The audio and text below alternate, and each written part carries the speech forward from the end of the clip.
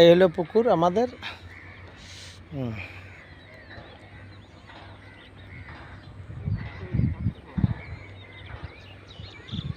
খুব সুন্দর, বসার পরিবেশ ভালো, মাছ মোটামুটি ভালো আছে, ব্রিকেট বেশি, খুব পরিমাণ ব্রিকেট। যারা ব্রিকেট মারবেন অবশ্যই ছাতু নিয়ে আসবেন, পটল দিলেই ব্রিকেটে নেয়।